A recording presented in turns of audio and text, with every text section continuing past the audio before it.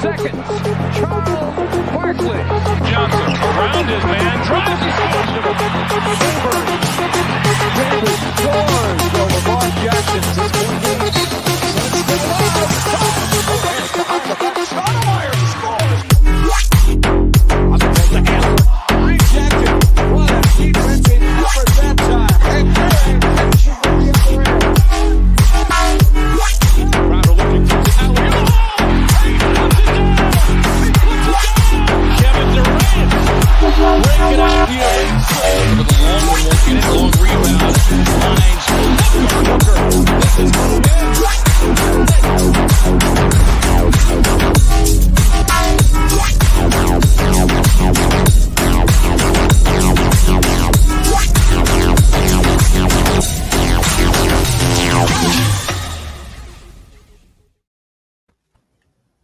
Welcome in, Planeteers. I am Jake, and it is so good to be back with all of you. And we've got a new group that's also joining us today. We got the boys from Suns Digest. We got CJ, we got Bruce. And but first, before we get to introductions with those guys, Kev, why don't you let everyone know that you got a haircut? Oh, yeah.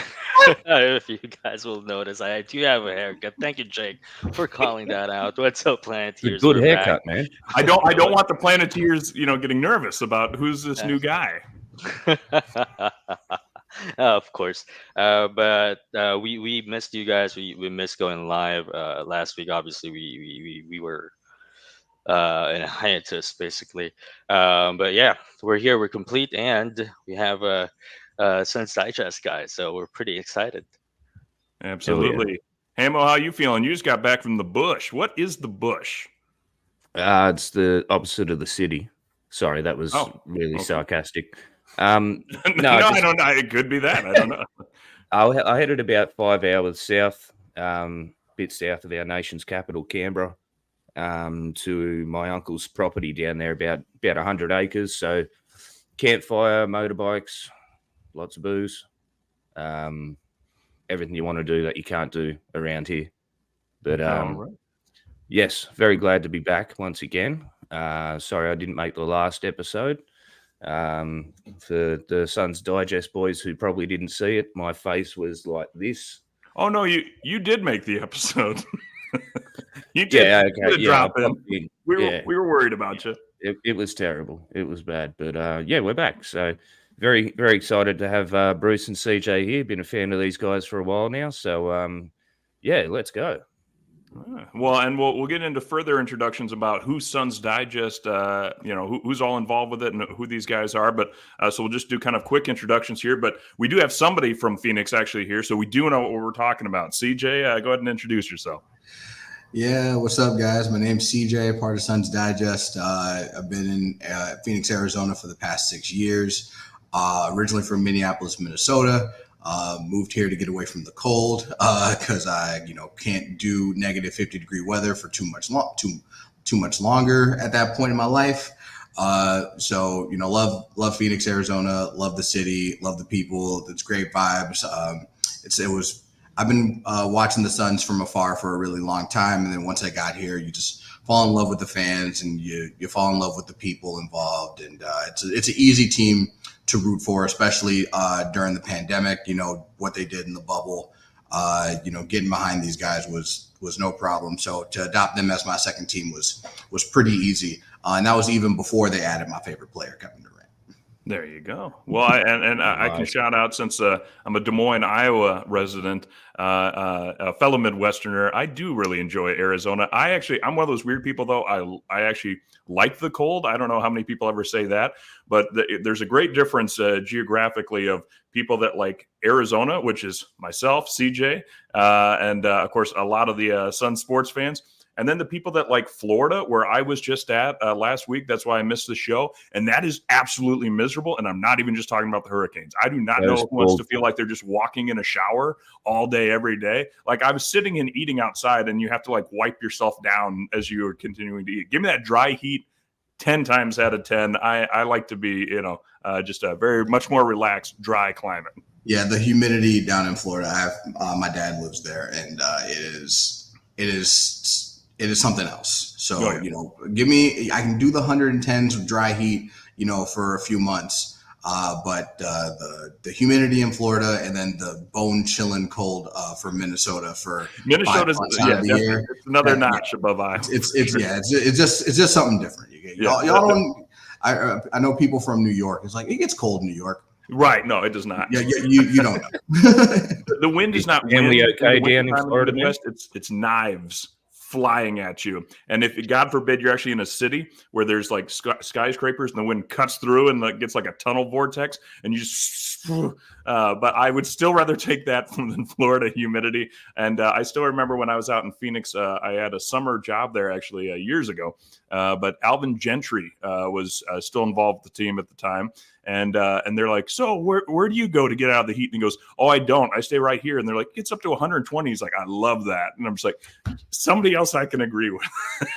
the great Alvin Gentry. So, well, we also got another Suns fan, but also a Celtics fan, or involved with the Celtics a little bit. But we got Bruce from the Northeast. He's in Massachusetts. Yep, I'm Bruce. I'm from Massachusetts, obviously.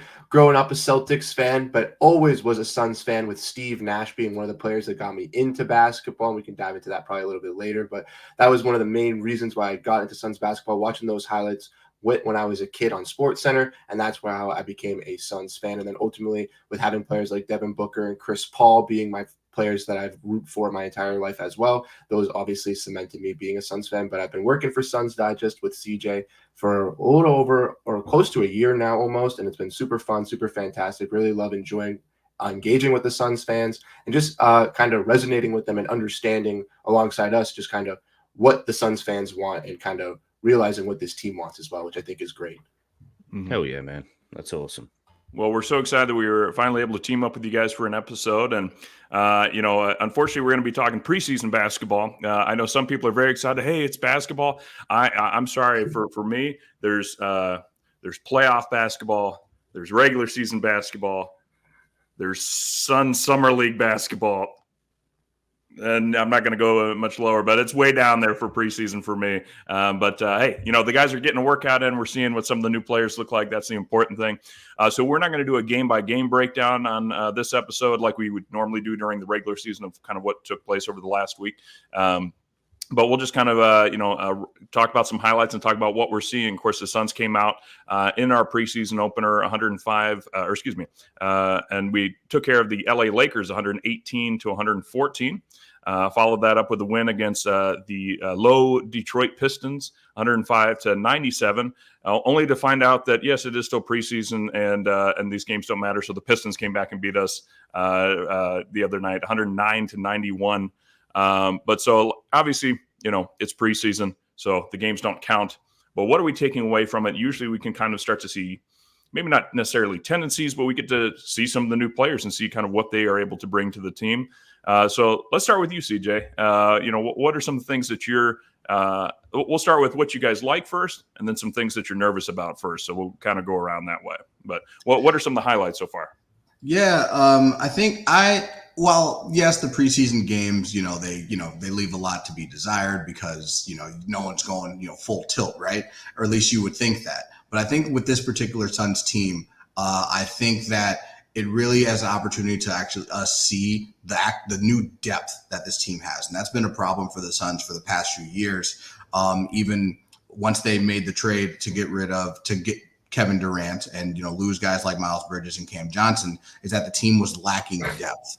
Even over the course of this past season, when they made the trade for Bradley Beal and you look at what the reserves, you really only have Royce O'Neal, who's being a consistent contributor. Eric Gordon, he had his moments, but he wasn't as consistent.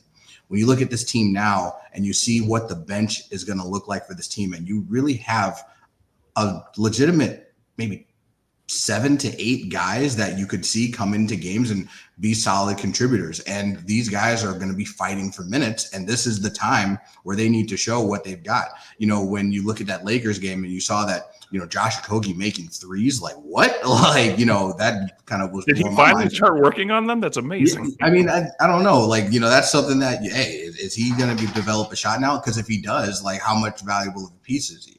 Then you look at the rookies. You look at Ryan Dunn and Oso Ighodaro, and in terms of what they did over the course of the first couple of preseason games. And these are three guys that may not actually factor into the rotation, but because you can see the talent that they have and you can see what they can contribute, you can see yourself, okay, maybe game to game, maybe a guy gets more minutes here. Does Bol get consistent run? That's something that has a lot to be desired. When it goes so much deeper than just the starting five guys, and then the guys that are going to get minutes off the bench: Grayson Allen, Royce O'Neal, Monte Morris, Mason Plumlee. Who else is going to factor into this rotation? You got two young rookies who can show a lot of promise, who are probably going to factor into your future. You've got guys like Josh Okogie, who you re-signed to a much larger deal. If you take a look, he's on the top half in terms of earners on the team. You'd expect that he's either going to get minutes at some point, or at least you want to showcase him if you want to trade him down the line. I think the preseason gives us an opportunity to look at that depth, try and get a gauge on who's going to be able to contribute, because I really think this team can really go 10 to 12 players deep. Ooh. That'd be exciting that we don't have to, what's the expression? John Voight always likes to bring it up on Suns Jam, break glass in case of emergency player. It sounds like and that's kind of what I've been looking at too, is that we can break glass and be like, oh, we'll be all right. At least until the guy gets back. We'll be able to, it's not quite as bad as running out some of the players that we have seen over the last couple of years that we're like, this is going to be painful to watch, but we don't have other options. But what do you think so far, Bruce? So with the preseason, I kind of agree with you. I kind of feel that you want to look at the players, kind of figure out who's going to be playing those roles and who's going to be really stepping up. So like with players like Beal and Booker and KD, I'm not really looking at them. I'm kind of looking at for the players to fill in those roles. And I think the four players to be really looking at are Monte Morris and Tyus Jones at that point guard position with the assist to turnover ratio, as that was a main issue with this Suns team. And also at the rookies and Oso Ighodaro and Ryan Dunn, because they waived EJ Liddell and they waived Nazir Little also to give them more run. So I feel like with those both players, Suns fans kind of hearing from the offseason a little bit with them not picking up a final roster spot, think they're, or myself included, are expecting Oso and Ryan Dunn to get that run, or to get that ample opportunity to try to get that run, maybe to pass guys like Josh Okogie or pass a guy like Bol or Mason Plumlee in the rotation. So I think looking to see if they can do that is a thing. And then also when talking about Tyus Jones and Monte Morris with the assist to turnover ratio, that was the big glaring issue with this team. And I think what hindered them from really showcasing their true potential on the offensive side. And we've already seen with Tyus Jones, I know in game 2, he had 7 assists with 0 turnovers. Like, that's perfect. That's already what you want to see being implemented in the preseason. And I can see that going even better and beyond into the regular season, where he has games where he has 10 assists, 12 assists with maybe 0 turnovers or 1 turnover. And I know John also had a tweet the other day as well. I think it was like Monte Morris and Tyus Jones in the 2 preseason games had like some amount of turnover, some amount of assists with like 1 turnover or something like that. 21-1. Yeah, 21-1. That's insane to think in here compared to last season when we were talking about that was the main issue with this team. That's massive. No, I've been seeing we focus on our podcast about like all the time, like we during the off season that they needed a point guard. I broke down like point guard. Yeah, but so many different issues in terms of. It always sticks out to me that there was a point in for the fourth quarter of game 2 against the Timberwolves, and Devin Booker has the ball at the top of the key at the start of the shot clock, and no one moves. Yep. He just has the ball the entire possession. No one's moving, and then he end up driving to the basket, and they end up with a forced random hook shot by Nurkic, and it's not offense. And I think having guys like Tyus Jones and Monte Morris. No, CJ, it's Nurkic's fault. He needs to go up and dunk that next time. My goodness, get up, young man. No, it's true. Now it's something because it's interesting because Kevin and Hamo just actually had the opportunity to interview Gerald Bourguet recently on Suns Planet from PHNX. I know Saul Bookman and some of our friends over at PHNX were talking a lot last year and kind of beating the drum that no, it's positionless basketball. You don't need point guards anymore. And I'll be honest, I was the one. I was a strong advocate that no, I think we do need a point guard. and a lot of Suns fans were. But then I think a lot of us, including myself, were like, "Yeah, okay, fine, I buy it, I believe it. I just want to see the victory." We all drank the Kool-Aid, and man. now we kind of We are all all like, "No, see, subscribed. we were clearly wrong. We actually do need a point guard." We all subscribe to Frank Vogel. We all subscribe to positionless basketball. We all we drank the Kool-Aid. We fell for it. We talked ourselves into it. Well, that's the trouble of being a Suns fan. Is, every year we get served a new cup of Kool-Aid, and we go, you know what? We got it this time. We got it this time. But Kev, what are you seeing so far in this preseason that you like? Well, I got to be honest with you guys. First of all, I haven't watched a single preseason game. I'm with there. I'm watching highlights, man. Yeah, I'm looking at box scores. Yeah, correct. That's what I'm doing, and that's because I was just trying to save a little more to renew my my NBA League Pass at the start of the year. But from all the clips that I've been seeing, I'm not one to overreact to preseason games, but these our rookies are, I think they are NBA ready. You look at Ryan Dunn, who's the talk this whole summer when he got drafted was his 3-point shooting, but the guy is just fearless taking shots, and so full of athleticism, very smart in his passing. I could see him actually pushing Plumlee out of the rotation in that center spot. Yeah. Okay. So what do you think, Hamo? What are some of your highlights so far that you're enjoying? Obviously, this is the time of year, the opportunity where we get to throw shit at the wall and see what sticks. And it's really good to see. Man, it's just incredible. Absolutely incredible. And our good friend Dan Duarte from Fanning the Flames said it on their latest podcast. Yes, Dan Duarte is back to podcasting. Actually means bear in Spanish. And I think that fits the way that this guy plays, man, because he is just an absolute animal out there. He's running, he's driving, he's passing. He's for where we got him from in terms of where he was in the draft. This is unbelievable.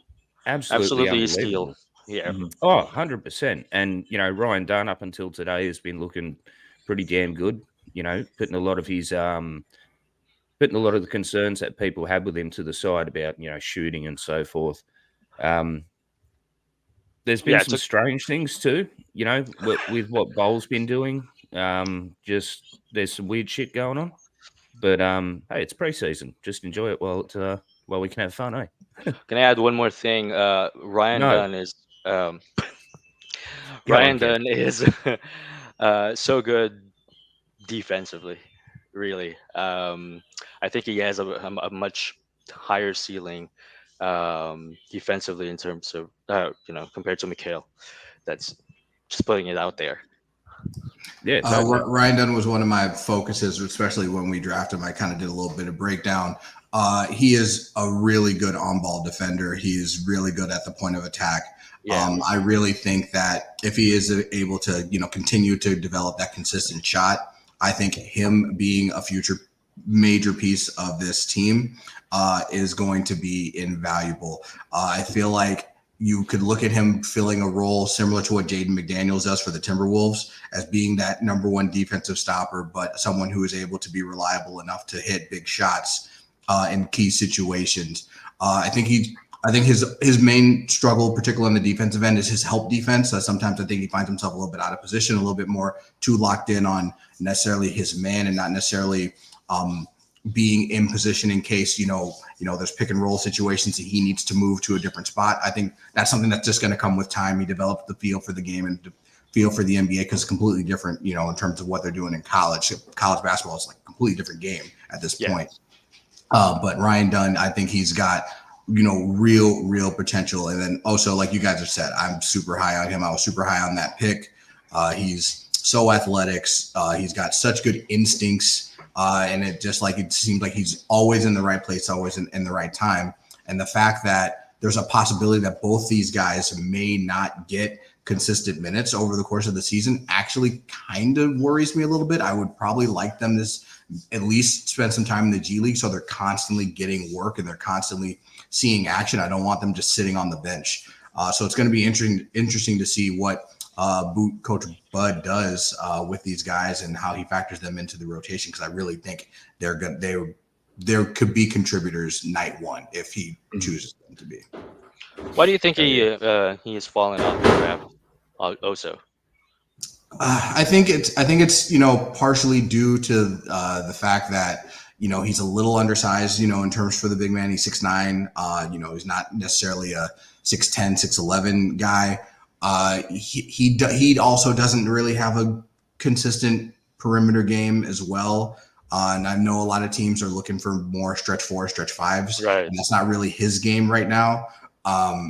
But I don't think I think that just kind of caused teams to necessarily look at him a little down. We're looking for guys who can, if you look at the draft and some of the guys that were picked, there just weren't a lot of pure athletes that were taken in the very high picks, guys that were maybe project players kind of coming more in the later first round, early second round. And I think that's kind of why he dipped, not necessarily because he doesn't have the talent, but just because there are some skills that aren't his forte that I think teams are looking for right now in this modern NBA.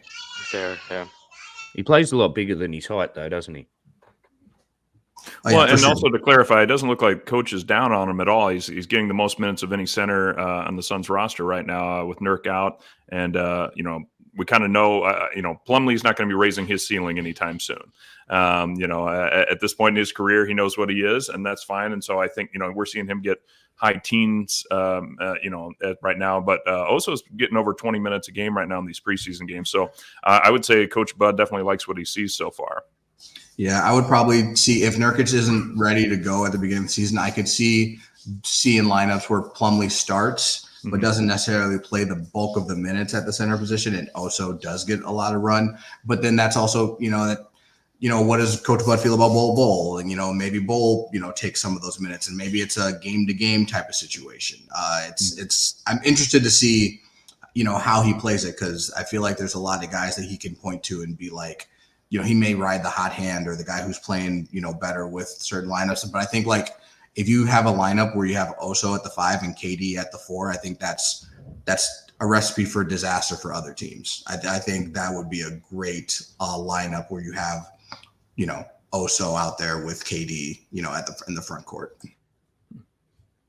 Well, it's not only good things that we're seeing in the preseason. We are, of course, seeing some things that we might not like a little bit. And, we had Josh Crampton in the chat ask, what about Bol? We know Hamo's a Bol guy. Bol 2 of 9 to start the 3 games in preseason. Not a lot of minutes. Is a Bol is he on the? It doesn't look like he's on the upward swing. I know Hamo, you're a big pal of his. What's the Bol situation? Sudanese Jesus has just taken a break. No, they haven't worked out what to do with him yet. They just haven't. It's ugly at the moment. It really is. Considering where he finished off last year, how much growth we seen him have over the course of last season, and expecting what we thought Coach Buds would do with him. It's I don't know, man. I'm so confused. I really am. He just looks lost. Mm-hmm. I don't know. Well, I think the challenge with him. Some people were talking about Nurk kind of taking on that Brook Lopez role that that Bud employed in Milwaukee. Of course, we haven't seen Nurk yet be able to do that. So I think there was just some idea that, who's a tall 7-foot guy that can shoot the corner 3? That's Bol. He's going to do just fine. And so I would say, Bol. I made my amends to the man last year after saying that he has no business being on this team, and then I apologized and said no, he does have business being on this team. But the more you look at kind of some different stats, talk about one of the stranger. You don't usually see big men as energy guys. I feel like they come in off the bench. It's usually microwave scorers, backup 2 guard, something like that. Bol gets the crowd on their feet because they want to see the big man come in and launch a three and knock it down. But, defensively, he leaves a lot to be desired when he's on the floor. You think that he'd be better just because of the wingspan, his height. So, I don't know. Again, it's just preseason, so we're going to see some opportunities for him. And, I'm sure they'll continue to tinker with it in the regular season as well. But right now, when you have somebody like an Oso and Kevin Durant, and, obviously Nurk's coming back, I don't know whose Bull is going to take take minutes from. You're probably going to have Royce O'Neal going out and guarding some fours.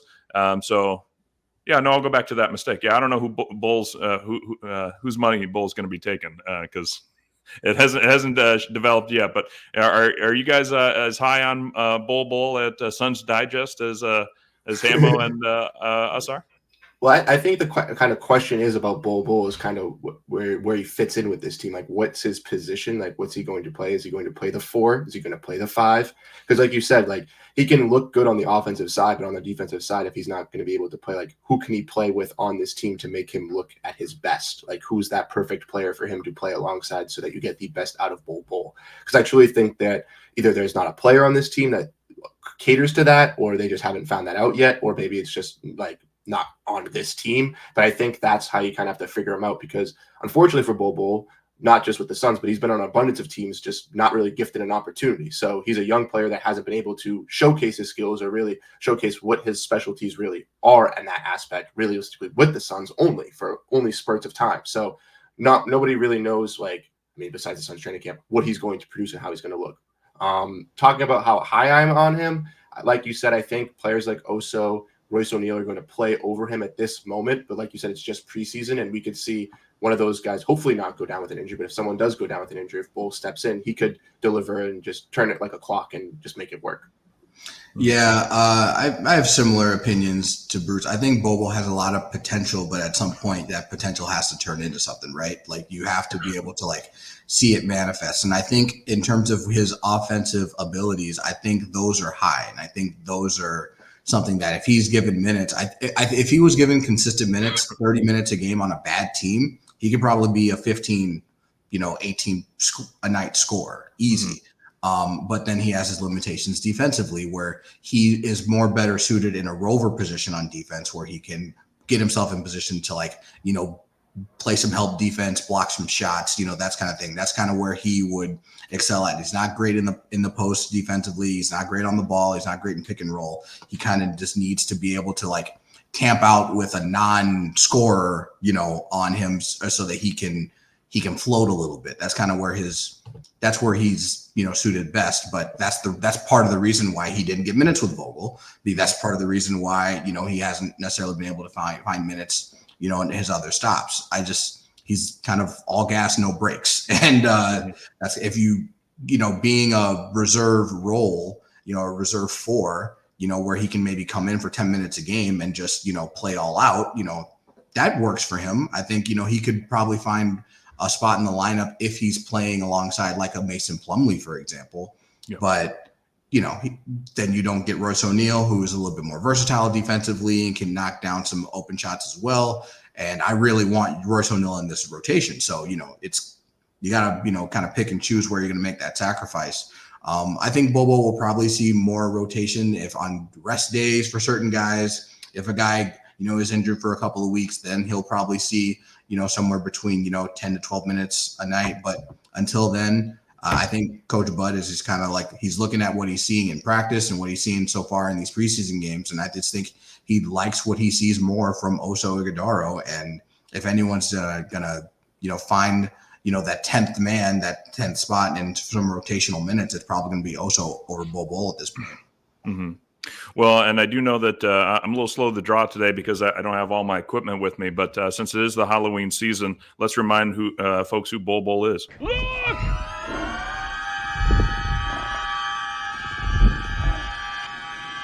It's Bol.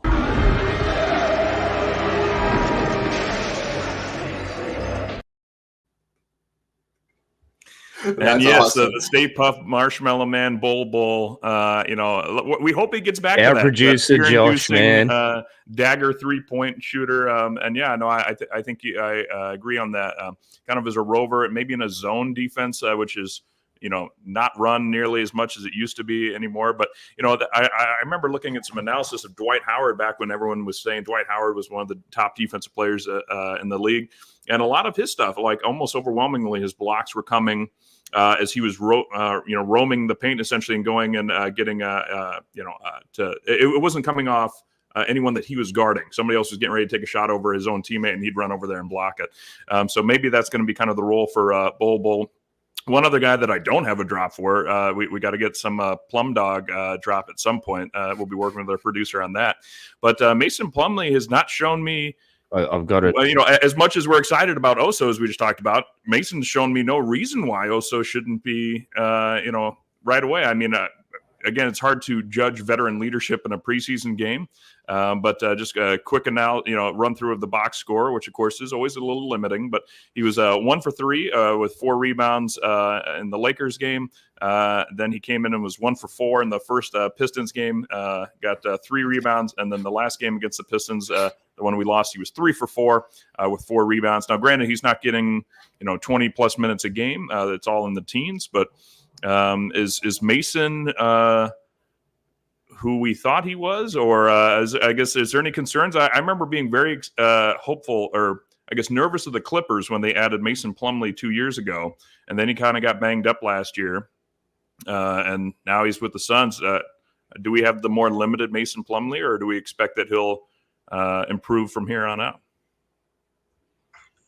Well, I wrote a sorry. No, go for it, bro. I wrote a player preview on Brightside for Mason Plumlee, so I think I'd take this. I think for Plumlee, 2 years ago he was grabbing like 8, 7, 9 rebounds a game with, I believe, Charlotte Hornets. He's aged, obviously, and he got banged up. It happens to all of us, Kevin. We all get older. But I don't think it's gonna be like a disaster as Eubanks was last year. See me dropping names, right? But I think you're just gonna get what you're going to get from Mason Plumlee, just the rebounds and all the stuff that doesn't really appear on the box score, scrappiness, and as well as being a bruiser down low. I'm still high on him in terms of how playable he is, but yeah, we'll see how it turns out. Look, if you listen to Kendrick Perkins, this is the savior of this team. I'm high on the Mason Plumlee edition. I think he serves a role. He has a purpose as a backup big guy who is going to grab rebounds, be in position when the shot goes in the air, box guys out, set picks, and take up 6 fouls. Okay, that's what Mason Plumlee is here for, and that's what he is going to bring. I don't want him playing anywhere close to 20 minutes a game. Come in, give me 4 or 5 rebounds, give me a block shot here or there, box out Rudy Gobert, box out Anthony Davis, preventing offensive rebounds. I think that's kind of what he needs. All was mentioned before, the stuff that you're not going to see, on the box score. That's where he contributes. That's, what he does best. And I think those are going to be the areas that maybe a guy like Oso is going to have to learn his way into, being able to make sure he's got the box out, being able to make sure he's, rolling to the, to the position on a pick and showing his hands. Just that sort of thing. That's going to be areas where I think Oso will struggle early, that Mason Plumlee may be able to take those pieces away. And then if we're lucky, then Oso develops and he's able to be a higher contributor, later into the year. But I mean, was his first game he's matched up against Anthony Davis. Plumlee is in game 2, they're going up against the Pistons, who have some pretty solid young bigs. He's not, he's 12, 15 minutes a game guy. That's Mason Plumlee. So, I'm not expecting too much from him, so I don't think there's really much he can do to really disappoint me, unless he ends up being like Drew Eubanks and having the worst plus minus on the team. Yeah, that's kind of where I am too. I kind of feel that as long as he's not Drew Eubanks and he's just a better interior defender, just a bigger body to be a bigger force, just to have for that second unit, I feel like that's just realistically all they realistically need at this point. And then if, like CJ was saying, if Oso can kind of grow into that type of player and can learn from Nurkic and can learn from these other bigs in the system this year, obviously it's not going to translate fully in one season, but learning some, motives and intuitions from and things like that, it's going to be just soaring and easier for him to grow. And I think also the addition of the Valley Suns, not to kind of go off topic, but just having that young group over there is just going to help for the Suns development and just for the Suns future of their players and for the organization in general, because I feel like with not having that G League, it's kind of just hindered them in developing some of these young guys. And they've been able to go out and get some of these guys on two ways that look enticing enough to possibly be future guys for this roster, even if they're role players in 1 to 2 seasons, which is nice as well. Mm-hmm. CG. Yep. Mm-hmm. I got a couple quick questions, and we're going to bring you guys into our club. But I don't know if anyone's got a great answer for Michael here. Anyone know how serious Grayson Allen's Achilles injury is? I only heard that it was sore. I haven't heard anything more, and I'd say as long as it's not sprain or tear, then I think again it's preseason. You're 100% overly cautious. I mean, what's Nurk's injury? He hurt his finger, and so his finger. It's a left middle finger injury. Yeah, so he can't flip off the crowd. He can't block John Voida. Actually, I don't know. Did Nurk? I don't know if Nurk did. Nurk blocked some of us. He doesn't. He hasn't blocked Nurk and KD on Sun's Twitter, but he generally likes the fans. But yeah, I think any sprain, any bruise gets you a little bit of a break. So I would just assume right now until we hear more that Grayson's going to be all right. And then there's another question from, or I guess kind of a statement from Cheesy McShuttlenuts, and he wanted to say, sit Plumlee and let Bull play. I assume he means when the regular season starts. Let's Bruce, I'll give you the answer here. What is the answer to that statement? Should we rest him or sit him? I say you play Plumlee. I like I said, I think Plumlee's just a veteran. He has experience. I trust that experience being behind Nurkic, specifically if Nurkic is going to be out lingering into the season as well. Like, I don't really know, but if he is going to be out, I'd rather have the veteran presence than a younger piece. Okay. Well, come on in, guys. The music's getting loud. What's the name of that nightclub of yours again? You talking about the Boom Boom Room? Yeah, the Boom Boom Room. That's it. Funky. Yeah. Funky. Yeah. Funky. Yeah. Funky. Yeah.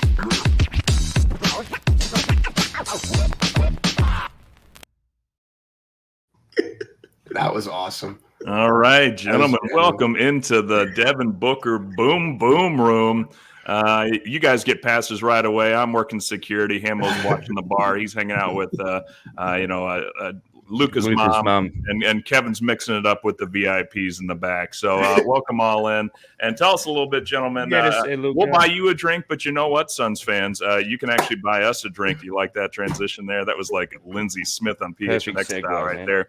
You can actually buy us a drink and actually help Kevin get his his NBA League Pass so that he can actually watch the games this upcoming season. Buy this man a beer. Go to buymeacoffee.com. Check out Suns Planet Pod, where you can buy us a beer, you can buy us a coffee, but you can support this show, and that's the best way to go ahead and do that. But right now we're talking to our special guest, hoping to get to know a little bit more about Suns Digest. You guys kind of come out of nowhere, is that a fair description? And are just creating content. That the discipline is impressive, and you guys are just off to the races doing some great stuff. So who wants to let us know what Suns Digest is all about?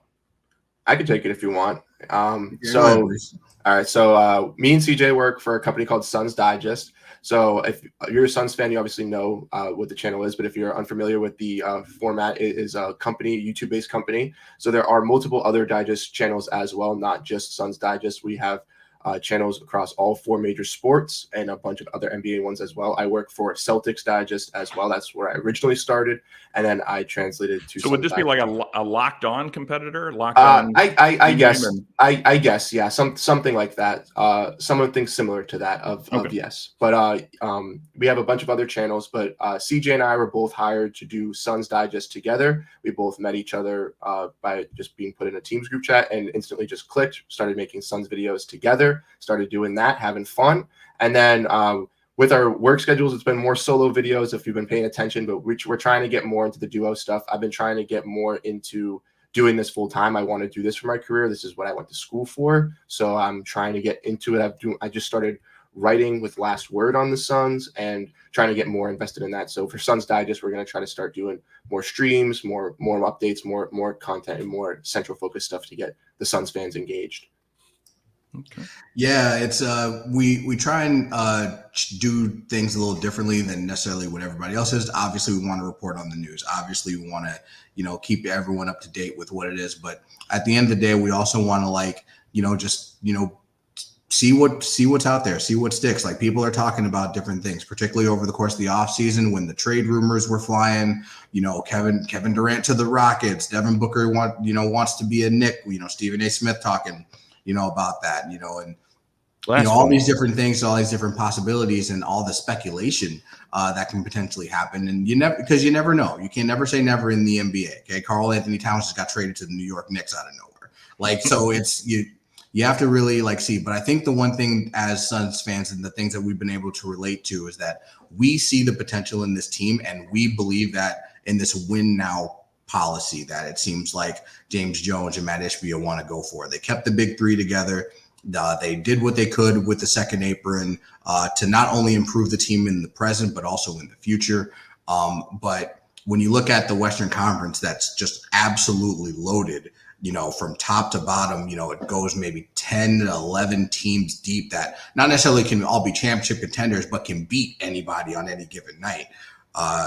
I think the Suns stack up well with those guys. And that's something that me and Bruce have just really been trying to express to the fans. You don't have to limit your expectations if you don't want to. If you don't want to get disappointed at the end of the day, that's fine. I get it. Heartbreak is hard, but I think the Suns team can compete with anybody in this league. I really, really believe that. I think that with the addition of Mike Budenholzer, which changes everything, in my opinion, in terms of what this team's going to look like, I think Suns fans should be excited. And I think that they should, have expectations. And if things go south, then, expect changes, because I think there would need to be. I think this team needs to show that they can make a run, or, they may need to blow it up. And I'm just being real with everybody about it. No, that's it, man. The thing I love about your guys' content is it's concise. You know what I mean? Like you said, you're exploring every option, every possible scenario that's coming up in the news. And I like the short videos because it doesn't kill my battery while I'm at work. So, but no, you guys do a really good job over there, man. And it's incredible how quickly you've grown. Obviously, being part of the Digest network. But it was like 3 months ago. I'm like, who the fuck is this? And then, boom. It's incredible. No, you guys are kicked ass, man. You swung for the fences, and you've done really well. Thank you, man. We appreciate that. Yeah, we've just been, like I said, and CJ said, just trying to get out as much topics as we can, kind of just talking about as much news as possible and kind of putting a spin on it. So, going back to the Devin Booker and KD trades, yeah, it's a possibility, but is it going to happen? No. So we're telling you that it's not going to happen, but you should still know about it so that the Suns fans are still interested. The Suns fans can still get the content. Exactly. Yeah, just trying to find the frames for the videos. I think that's what's probably the hardest part is finding the right frame to do it for the fans, to make sure that the fans understand, the fans gravitate to it and gel with the topic. And once you do that, you can see the videos just taking off. And then if you get a couple of those just string together, it's just, like you said, you're just in there just immediately. And then we've, like I said, have done this for less than a year. We're almost at 2,000 subscribers on the channel, which is just crazy for both of us to think, and just keep up that work and just keep up that grind. Because Phoenix obviously isn't the biggest market of Suns fans. You're not going to find a a Suns fan I mean, besides myself in New England, you know what I mean? So it's very hard to find them unless they're in this area. So just making sure that we're tapping in with the area, making sure that we understand what the Suns fans want to see and what they want to be talked about, I think is key for that success. And you guys do a great job of it too, as well. Yeah, no, I didn't want to step on the toes of the Phoenix guys, when they were saying, we don't need a point guard and like all that stuff. But I just, like I said, when we started doing this, I was telling Bruce, like, yeah, no, we need a point guard, like, or at least some kind of facilitator of the offense, because you can't just have Devin Booker and Bradley Beal dribbling, at the top of the key. Like that's not, something.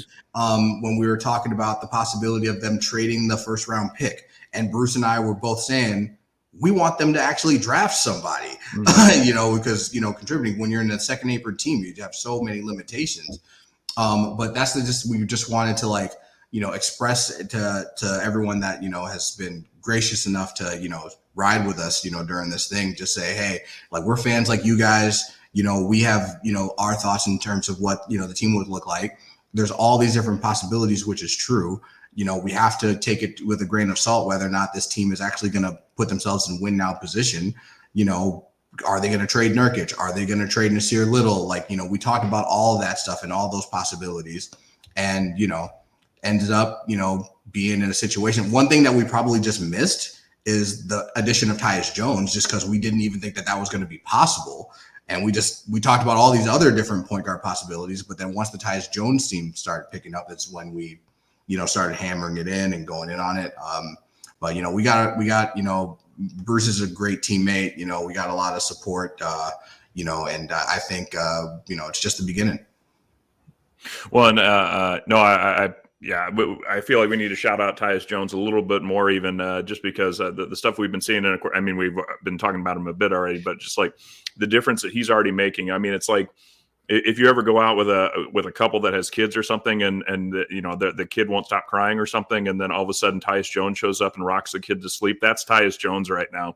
Is that it looked like prime Chris Paul when he was with us, like the best years that we had it with Chris. Where if a play looks like it just broke and they throw it back out to Chris, and you see Chris just go throw up his hand and tell everyone take a deep breath, and then the fans would go, okay, reset the play, versus last year where we're like, it's positionless basketball, this is how it's supposed to work, you're supposed to just not know what to do. And so that was a little bit different. But no, and I do appreciate you guys actually you guys are chasing the news, but also you're firm in your reactions to it. I made the mistake of just typing Suns trade into my search engine yesterday, and right away I think Sports Illustrated said Suns superstar may get traded soon. And it was a whole article about how Kevin Durant might not be happy because somebody told somebody that he might not be happy. And it would be soon, as in at the trade deadline. And I was like, that's not content, because everyone knows that this team, if they don't find success, there's no reason to just keep rolling it out. And KD might actually ask out. And the Suns might say, hey, this just as constructed, it's not going to work anymore. But you see these people just be like, hey, this could happen. Yeah, it could. Like the other one right underneath that was like experts predict Devin Booker will be traded to the Clippers. I'm like, well, your experts are horrible and they should need to be fired, because those it's just not going to happen. So I appreciate anyone that can like follow the news and see what's interesting to Suns fans, but also then call it like they see it. Just like, guys, we can come back from La La Land a little bit here. Certain things aren't going to work. Bol's not going to start on this team by the end of the season. Sorry, McShuttle Nuts. It's going to be Josh Okogie. All right, let's talk a little bit about as we transition into one of those news topics. Oh, but I did want to actually, highlight, Voida did have a great question for you real quick. Because you guys do come out with quick, short videos with great video content. And so he was asking, any tips on kind of how you guys go about scraping your content and getting stuff ready to go for primetime? Because you guys produce a lot of videos very quickly. Yeah, so we try to do a video every day. That's our kind of goal of trying to do, just to try to get the fans engaged, enticed, try to make sure that happens. We just started a new series. I did it last year on the Celtics, so I brought it over here via shorts, where it's 14 Suns in 14 days, highlighting each Sun in a short form video, kind of going over where they played in college, how they're going to stand out with this team, and kind of going over that. I think that's kind of gotten the fans interested in some of the younger players like Ryan Dunn, Bull, Osui Kadaro, players that they don't really know. And then for normal long form video content, basically just finding articles, finding just like important stuff that fans are interested in, just looking through Twitter. I follow John. John actually follows me on Twitter as well. I have his post notifications on. So I have Gerald's post notifications on. I have Gambo's notifications on. I have every person's notifications on, just so that I'm in depth to making sure that if a Valley Suns trade is happening, I'm on it. I have the alert to know that I got to do a video on this. And then just looking online and just looking through articles, like looking through Bright Side of the Sun, looking through sports, looking through other Suns article places. Now that I've started to do some writing as well, I'm going to start incorporating some of those articles into some videos, just to have just like extra topics and just doing that. And then you can just put a little spin on it. You know what I mean? Just, I guess, talk about a KD trade, talk about how it's not going to work. And then maybe like a couple weeks later, just be like, this is ridiculous. Why they keep saying KD needs to be in trades. He doesn't. Because I myself saw that article from Bleacher Report and did a video on it. Like, this is not going to happen this year. This is pointless. Why is this even a topic? Because it's just nonsense. Mm-hmm. Yeah, and I get it. Yeah. Somebody knows that Kevin Durant is a big name. They're like, you know what will help get eyes on our website? If we say Kevin Durant's going to want out if he sucks. Yes, every great player wants out if things don't go well. That's how life works. It's the definition of insanity, isn't it? Yeah. Repeating the same thing, expecting a different outcome. Yeah. So no one in their right mind is going to stay on a losing team unless they're just mental or extremely dedicated. Yeah, I think the difference. Thing. I think the difference too is the NBA fans. I think they're becoming a little bit smarter in terms of like they know what basketball is and they know what good basketball looks like. And I think that's the thing that me and Bruce tried our best to point out is that what we saw, especially in that playoff series against the Timberwolves, was not good basketball, and that they, the Suns needed to change. So then we start speculating about lineups and who's going to be in the starting lineup. How does Grayson Allen, wanted Grayson Allen on the bench? Like I thought he would be better suited being a microwave scorer coming off with the reserves. And Hamo, we got. CJ, so do you know that Hamo says that Grayson Allen is our third best player? Still stand by it too. That may be true. I do think, and that's DJ. Don't back up pedal now. You can play into it. We already all have. I think that brings up the Bradley Beal. It was disappointing what we saw last year, and it wasn't necessarily what we thought it would be. I think that has more to do with Frank Vogel than it had to do with Bradley Beal.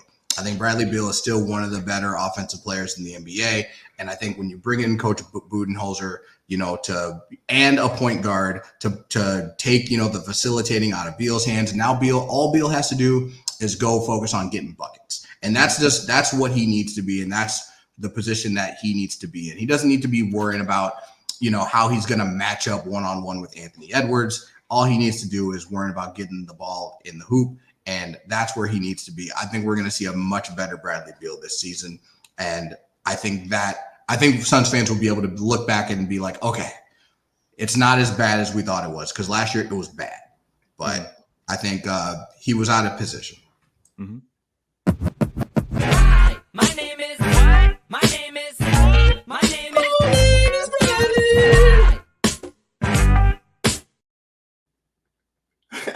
I'd agree with that. I feel like Bradley's already been, I know, again, it's preseason, but, he just seems like he's having a little bit more fun out there, a little bit more free flowing. And again, to highlight Tyus is that he's that random person that just can make the baby go back to sleep. And this is going to allow people like Bradley and Book and Durant to just go do what they want and go kill the other team and just make dagger baskets and also play a little defense. We saw Beal taking on Zion last year in the regular season. So I think if these guys don't have to worry about so many facets of the game when they are elite scorers, and then it's like, also be a way above average creator and a way above average defender, that's kind of like, and they say Vogel's much more of a player's coach than Coach Bud.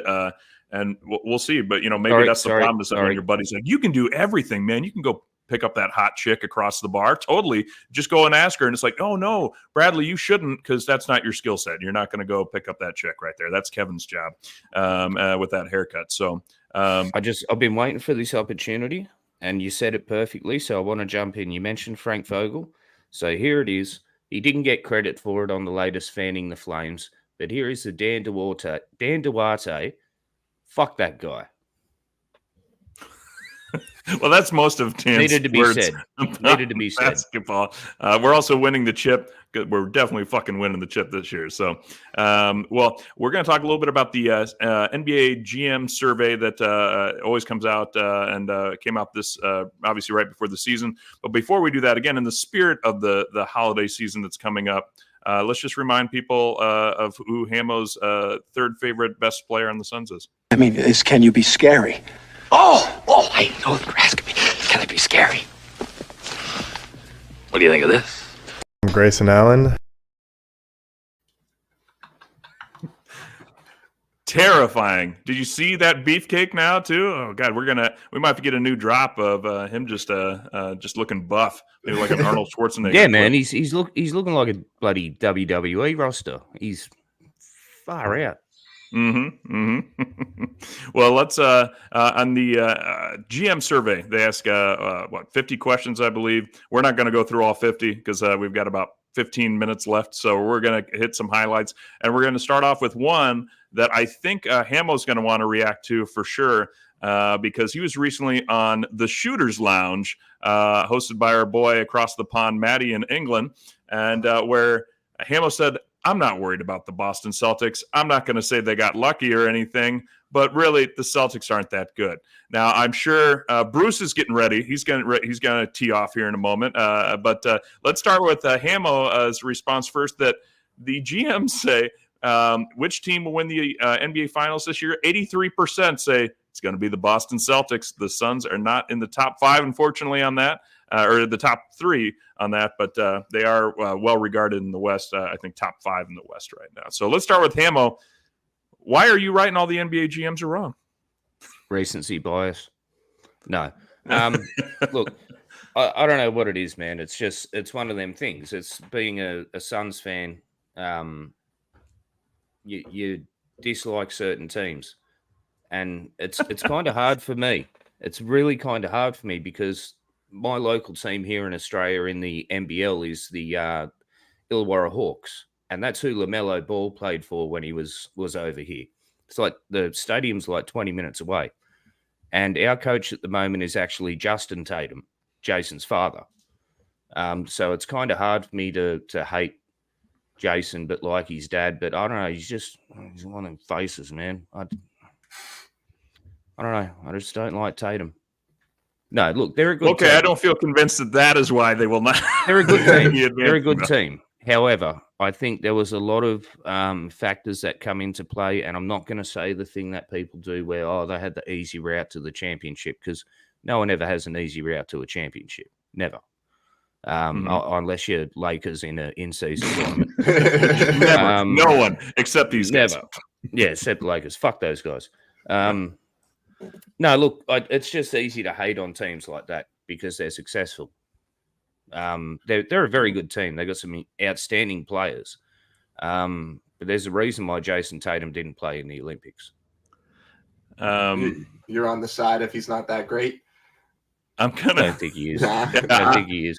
I want to dogpile on this, and I'm going to highlight Boyd's comment. Come on. This is an argument. I don't like them, so they will suck. So, Bruce, lay down some. We'll let you tee off on this one. Brother. Why are the Celtics such a big threat to do it again? So the Celtics, I think, are one of the biggest threats to do it again, as they've proved that they brought basically everybody back. The only players they lost were Svi Mykhailiuk and O'Shea Brissett. And O'Shea Brissett was a solid offensive rebounder and defender, but besides Game 2, where he had a plus 11, he didn't make that much of an effect throughout the playoffs. Svi Mykhailiuk, kind of same thing, and they replaced him with Baylor Shireman, who I think is a younger version, who is a better and bigger wing to fit in to replace Mykhailiuk. The one other concern as well would be the Kristaps Porzingis injury. But as you saw through the postseason and through the regular season, the Celtics had a positive record both times with Kristaps Porzingis being out, which is even crazy to say because as a Celtics fan, trading away Marcus Smart, he was my favorite player. That was so disheartful to see. And then bringing KP, I was like, he's going to be out half the games. That's going to be our kryptonite. And then that was the exact opposite of what happened. So going into this season, KP's out. for the first half of the year. The East is a little bit stronger, but with guys like Cornette, Tillman, and Keita, I think they can kind of fill the role for KP, not to that effect, obviously, but they can still hold the role to where even if the Celtics do lose 5 to 6 more games with KP still being out, they'd still have a positive record through the regular season. And I think they're going to hold him to January, and then that's when he will play for the full season. I don't think you'll see him out for the rest of the second half. I think they will rest him they will hold him until he is fully good, and so that he does not get hurt and he has no more setbacks. Okay. I mean, I think it was clear last year. Okay, they dominated the Eastern Conference. Like it wasn't.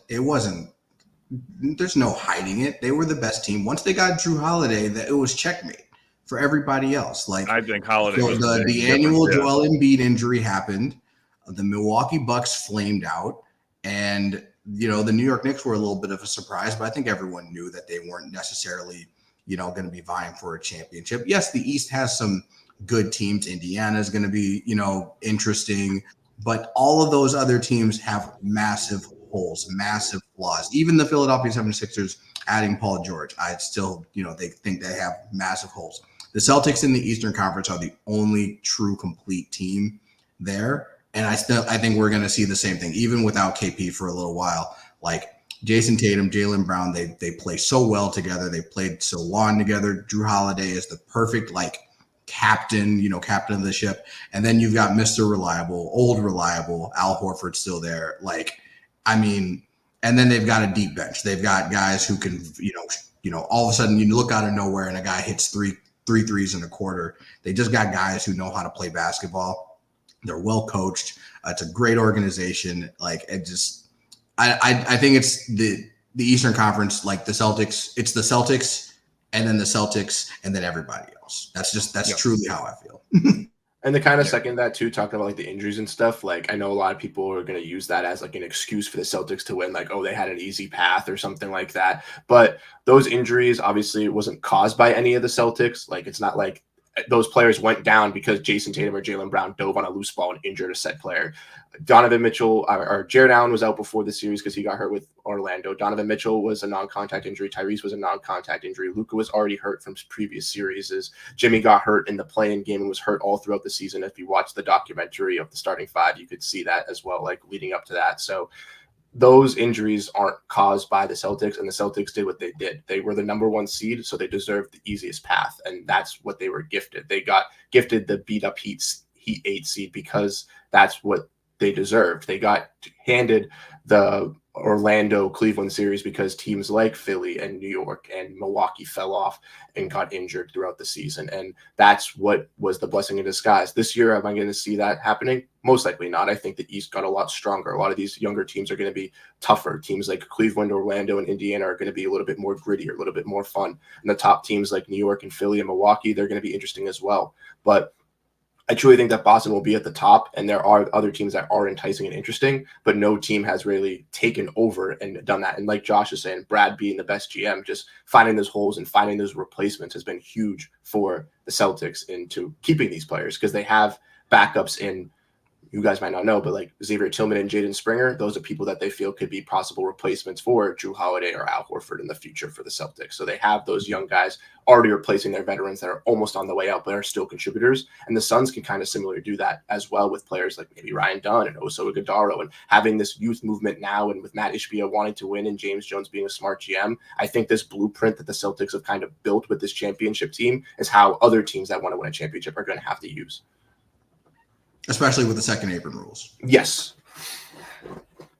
So what? Another topic here was the who do you expect to win the season MVP? Shai Gilgeous-Alexander actually won fairly well, not fairly handily. He won by 10%. That's interesting. That's interesting, isn't it? Yeah. Well, as he's a SGA great and player. Luka combined for 70% of the Luka's vote. But yes, and the Celtics Once are bad again, because you don't like them. We know this. But Luka's not a hoe just because you try and hang around his mom. I don't try. But I will say that I was a little surprised with the SGA thing. I think SGA is going to run into a little bit of the team is good overall, and I feel like it's not quite like Joel Embiid or the Joker, I feel like who who the best player is, and they make the rest of the team better. But I feel like SGA can have very bad nights, and the rest of the team, Jalen Williams, Chet Holmgren, can drag them across the finish line. I feel like if the Joker or Embiid have bad nights, the team loses. And so I was a little bit surprised that they thought, it might be the best player on the best regular season winning team. But I'd be a little surprised to see SGA come away with the award. I don't know. What was your guys' take on that? Nah. Aura over everything. That's how the new rankings are going to work. The fan votes is just going to be people judging off of aura now. So Anthony Edwards and Shai Gilgeous-Alexander are going to get props. James Moran will probably win it. It's the narrative. It's the narrative, right? Like last year, it was Jason Tatum's time, right? That was the thing that the narrative should have been that Jason Tatum would have won the MVP. But when you look at the year that Jokic had, like it was kind of undeniable just based on the numbers that he was putting up. I think right now the narrative is, the Thunder are going to be the best team. SGA is the best player on that team, like you said, and that he's going to have a dynamite year, But I mean, really, I think it all just comes down to who's playing the best, who's impacting winning the most. And will SGA get it? He's going to be. He's a great player. He's going to be in the conversation. But I think at the end of the day, who's going to have the most impact on winning? Who's going to have those MVP type moments? And at the end of the day, it could be SGA, but I don't know. I've said it in the podcast. I think this is going to be a breakout year for Devin Booker, and I think he's going to put the league on notice. Hell yes. Well, and I think that, what's going to be tough for SGA is the same thing that the Suns have suffered from over the last handful of years is the smaller market attention. Most media is on the far East Coast or the far West Coast, so they don't really always look at the teams in between those two coasts. And so you might have an SGA who's doing phenomenal, but those sports writers are not paying attention to him as much. And so that's why it's a lot easier to talk about a Jalen Brunson, a Jason Tatum, to kind of continue to drum up. I've seen people saying, "Oh, the Golden State Warriors are going to look really good this year," and I'm just like, "Are they though? Are they?" That's a team that I'm not worried about. I know they've, Curry is phenomenal, and they had a hell of a run, but it's I think a little bit of you mentioned a kind of recency bias, but also just a proximity bias is a lot easier. That's why I think Giannis had a heck of a time ever getting named the MVP out of Milwaukee, because people are like, where's that even at? They have to go back and look at their maps and be like, oh, okay, gotcha. Wisconsin. Yeah. Green Bay, Cheeseheads. I got it. Okay. That's him. So there's a little bit of that going on, but CJ, you mentioned it.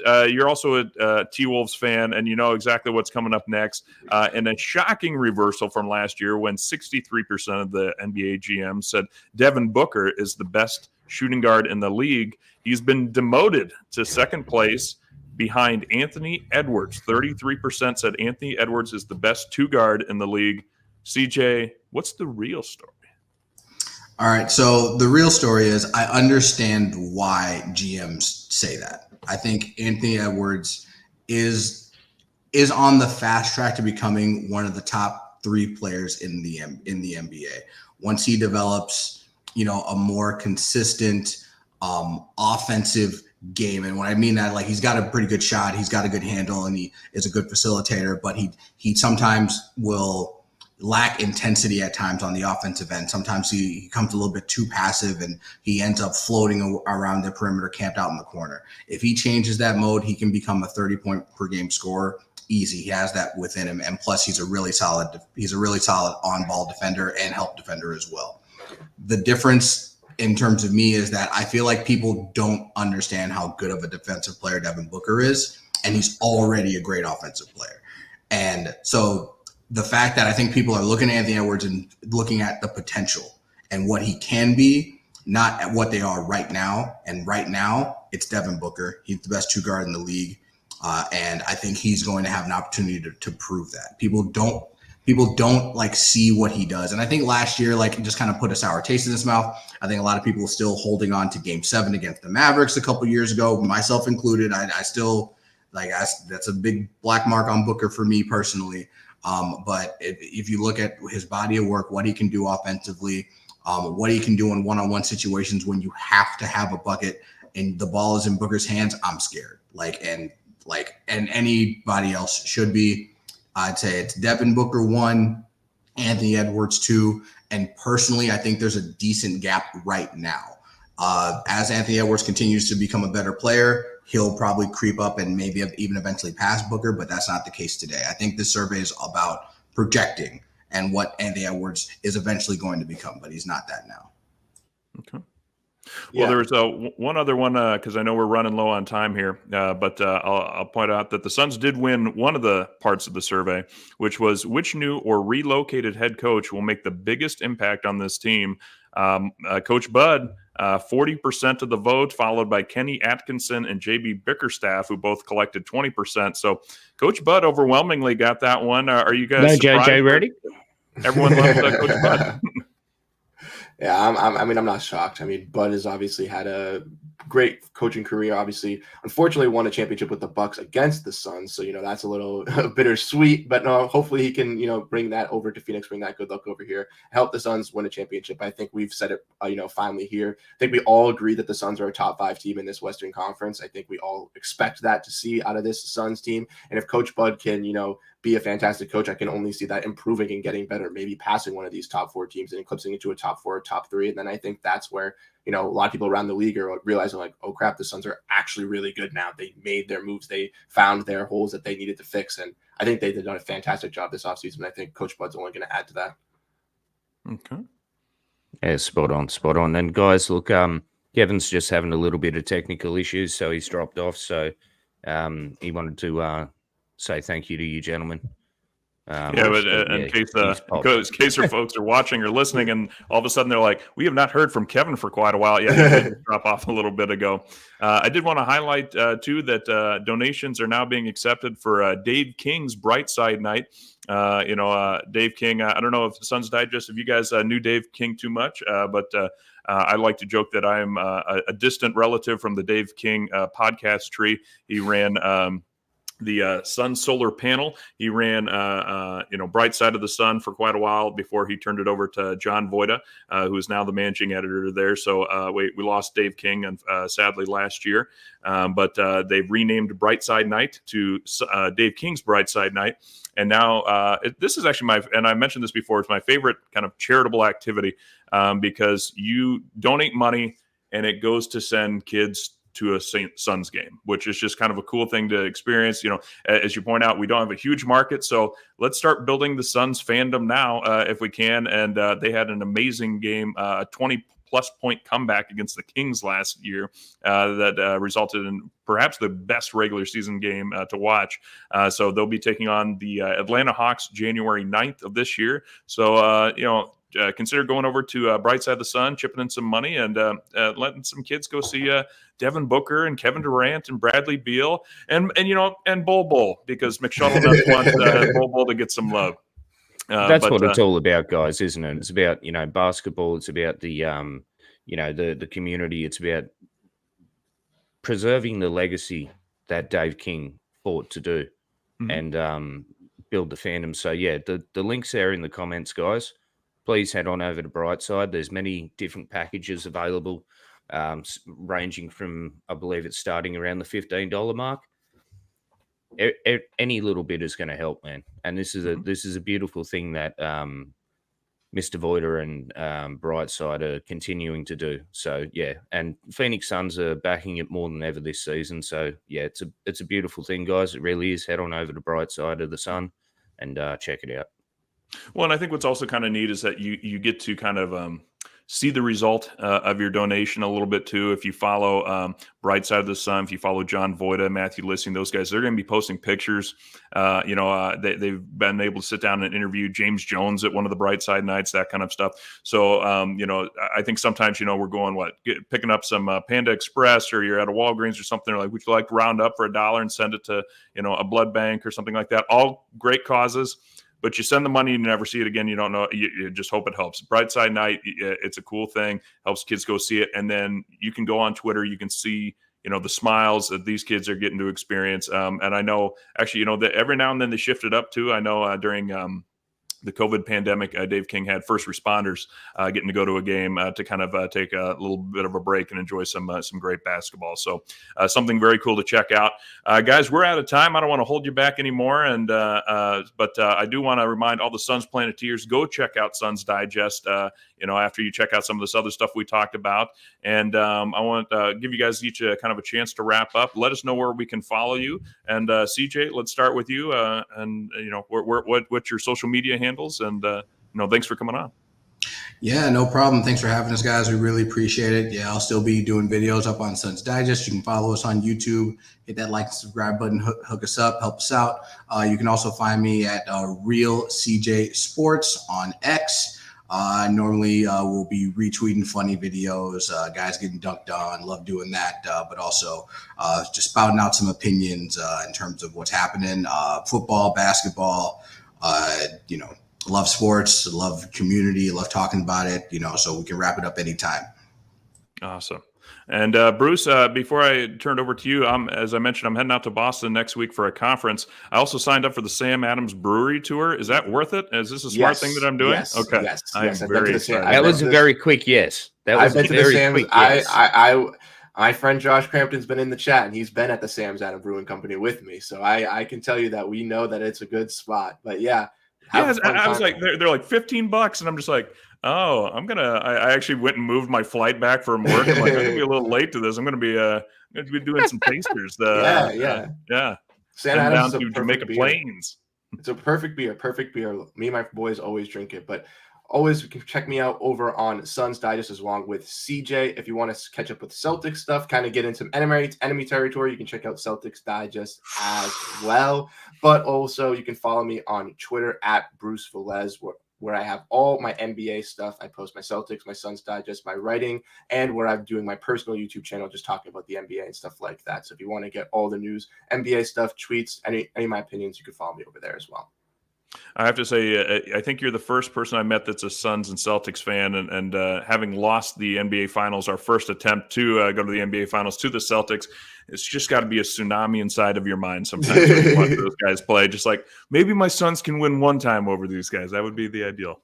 Yeah, no, I mean, the last couple of years have been kind of like, hopefully, I want them to play together, but when Chris Paul was on the team, I was like, do I want the Celtics to win a championship before this year, or do I want Chris Paul to win a championship? I don't know what I want. It was so hard, like an internal decision, but luckily we didn't have to deal with any of those dilemmas. But now the Celtics won. So that's the best question, though. Now the Celtics won, in the finals this year. What do you want the final? I'll go with the Suns this time. I need both teams to win. Smart choice. We just need one. Yes, we just need one. Keep us okay for the next 50 years. Yeah. We're not like the Celtics. We don't need, there's our next 15 banners. Like, just get us one. That's all we need. Exactly. Just one. Hell yeah. Well, I'm a huge Suns fan, and I want the Suns to win a championship this year. I do think that they're going to make a run in the Western Conference. I think they have a possibility of running into a buzzsaw that is the Oklahoma City Thunder. They're so deep, and they're so young, and they're so fast. I don't necessarily love how the Suns match up with the Thunder based on their current configuration. Wink, wink. So if there are some changes that end up getting made, later into the season, if this really is a win now team, they'll do what they got to do to really match up with those teams. With teams like the Thunder, more so the Thunder than the Minnesota Timberwolves. But right now, as currently constructed, I would expect the Thunder would be the team to come out of the West to face the Celtics in the finals, which in that case, I would still pick the Celtics to win. CJ Pierre of Suns Digest confirmed Suns trading Bull to try and get more competitive in the West. You heard it here first, folks. Hamo, let the folks remember where they can find you at, sir. Guys, this has been really fun. Thank you very much for coming on. Took a little bit of time, but all good things do. You can find me at Sir Hamo on Twitter. I'd like to say thank you for everyone who's been watching along. Thank you for everyone in the chat. Thank you to the Suns Digest boys. You guys have been really awesome. I'm going to continue to watch the awesome content that you guys bring out daily, sometimes even twice a day. It's crazy, man. It's awesome. I wish I had the time to do it. I really do. But yeah, follow me at Sir Hamo on Twitter, guys. I just love talking Suns. And get into Brightside. It's very important. And hell yeah, we got one or two more one more. No, 2 more preseason games. 3 more? And the real shit starts. And the real 2 shit more. starts. Okay, that's right. So, all right. yeah, it's going to be a great season, guys. Go Suns.